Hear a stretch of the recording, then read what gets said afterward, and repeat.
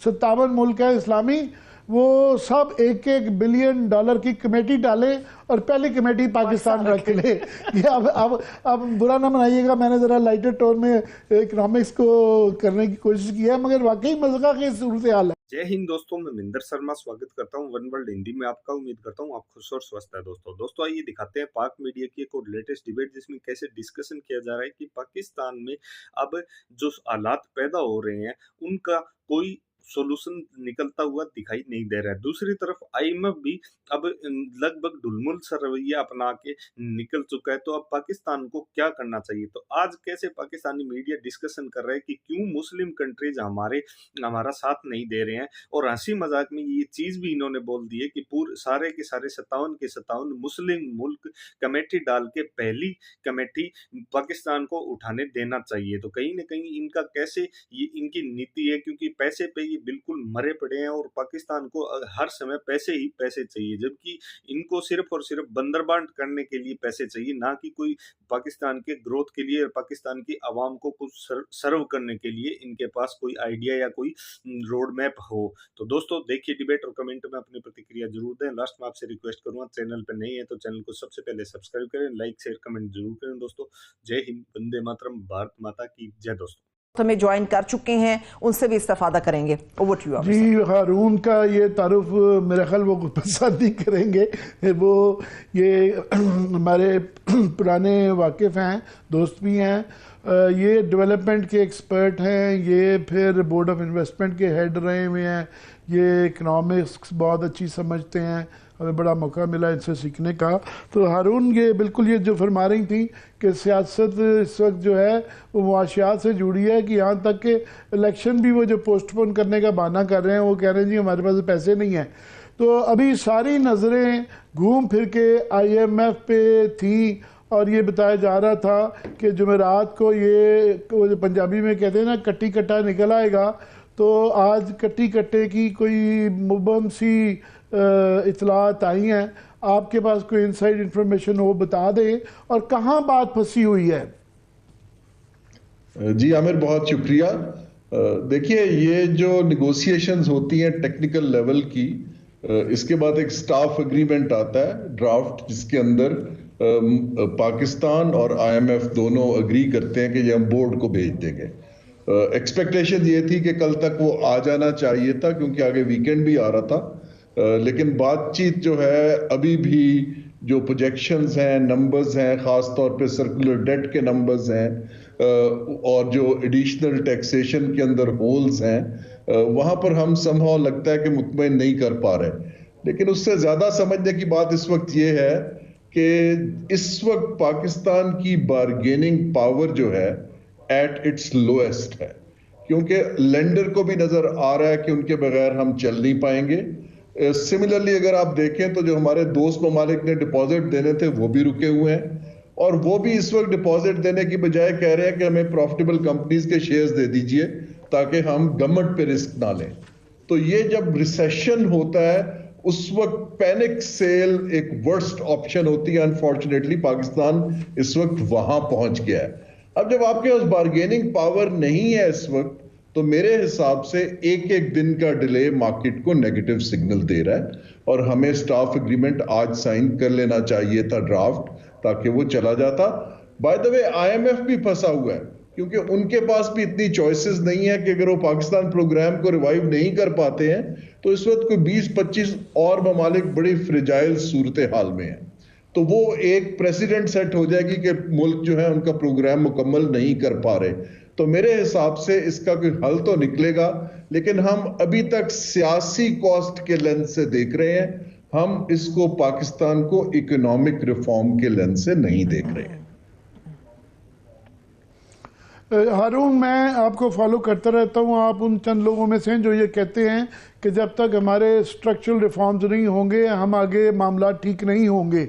आज ये हम बड़े अच्छे ऑथर हैं फ़कीर इजाज़ुद्दीन साहब, इन्होंने एक आर्टिकल लिखा है, नॉर्मली इकोनॉमिक्स पे इतना नहीं लिखते, पर उन्होंने पूरी हिस्ट्री बताई हुई है कि IMF से कब से शुरू हुआ है, किसने कितने प्रोग्राम्स नेगोशिएट किए, पर उन्होंने कंक्लूजन बड़ा मज़ेदार निकाला है। उन्होंने कहा जनाब एक बुनियादी बात है कि IMF हमें क्यों नहीं कहता कि जनाब स्ट्रक्चरल रिफॉर्म्स करवाएं और उसके अंदर जो है तमाम पॉलिटिकल पार्टीज़ पार्लियामेंट के ज़रिए बैठ के जो है ना एंडोर्स करें, तो तब उसको कंडीशनल उससे मशरूत करें, जो कि अभी फ़िलहाल तो बैठ के कोई दो बातें नहीं कर सकते, APC नहीं हो सकती है तो वो बात मुश्किल है। पर साथ में उन्होंने एक बात लिखी है कि ये स्टेट बैंक जो है ये कहा जा रहा है कि गवर्नमेंट जो है, डार साहब ख़ास तौर पे वो इस तरह के उनके जहन में कुछ इरादे हैं कि फिलंथ्रोपिस्ट कोई अमीर लोगों से कहें कि वो आप ना हमें पैसे दे दें तो हम गुजारा कर लें। और एक लाइटर टोन में मैं करूँ कि एक मौलाना साहब हैं, वो बड़ा थिएटर लगा लेते हैं। उन्होंने आज बड़ी अच्छी तजवीज़ दी है। उन्होंने कहा है कि जी 57 मुल्क है इस्लामी, वो सब $1-1 बिलियन की कमेटी डाले और पहली कमेटी पाकिस्तान रख ले। ये अब बुरा ना मनाइएगा, मैंने ज़रा लाइटर टोन में इकनॉमिक्स को करने की कोशिश की है, मगर वाकई मज़ा की सूरत हाल है। देखिए, सूरत हाल ये है कि हमने अपना मजाक खुद बनवाया है आमिर। हम जो हैं इस वक्त, आप देखिए जो हमारा करंट अकाउंट डेफिसिट है या हमारा जो बजट डेफिसिट है, हमारा असल डेफिसिट जो है वो तो एतबार का डेफिसिट है कि हमारे ऊपर ना इंटरनेशनल इदारे एतबार कर रहे हैं, ना मार्केट्स कर रही हैं एतबार, ना हमारे अपने लोग कर रहे हैं एतबार। और with in the economic team जब मार्केट को ऐसे इशारे जाएं कि फिलंथ्रपी के लोग आ जाएं या कहीं से कुछ चंदा इकट्ठा हो जाए या कमेटियां पड़ जाए, देखिए ये बड़ी वरीसम चीज है कि हम एक कॉन्क्रीट इकोनॉमिक वैल्यू प्रोपोजिशन रखने में नाकाम हैं। जो आप स्ट्रक्चरल रिफॉर्म की बात कर रहे हैं, वो इशू उसका ये है कि इकोनॉमी का जो ढांचा है वो 30-35 साल से बदला नहीं है। पॉपुलेशन बढ़ती जा रही है, कर्ज दुगने से आगे चले गए। अब एक चीज अगर वायबल ही नहीं है और आप पेटनेज बेस्ड वही पुराने स्ट्रक्चर को चला रहे हैं, तो वो तो एक टाइम आना था जब लोग हैरान होते हैं कि हालात इतने खराब हो गए हैं। तो मुझे कोई हैरानी नहीं होती, क्योंकि ये टाइम आना था, क्योंकि हमने आंखें बंद की हुई थी, डिनायल में थी, हमारी जियोपॉलिटिकल पोजीशनिंग पे कोई आता था बेल आउट कर देता था। लेकिन अब वक्त ये है कि अब सलाहियत की भी कमी है और पॉलिटिक्स, स्टिल पावर पॉलिटिक्स जो है वो कैप्चर किया हुआ उन्होंने इमेजिनेशन ऑफ डिसीजन मेकर्स की। इन सूरत हाल के अंदर स्ट्रक्चरल रिफॉर्म का तो सवाल ही नहीं पैदा होता, क्योंकि उसके अंदर तो एक चेंज मैनेजमेंट चाहिए। आपके कुछ होंगे, बहुत से लोग खत्म हो जाएंगे जो वायबल नहीं है, और वो करने की कॉस्ट पे करने को जो वेस्टेड क्रोनी इंटरेस्ट हैं इस वक्त की सियासत में मुझे नहीं दिखते। ठीक है अरुण साहब, मैं यहीं से गुफ्तगू को आगे लेकर चलती हूँ। ओवरऑल अगर हम बात करते हैं, IMF के पास हमें जाने की जरूरत इसलिए पड़ती है कि हमारा बैलेंस ऑफ पेमेंट का बहुत बड़ा मसला है पाकिस्तान का।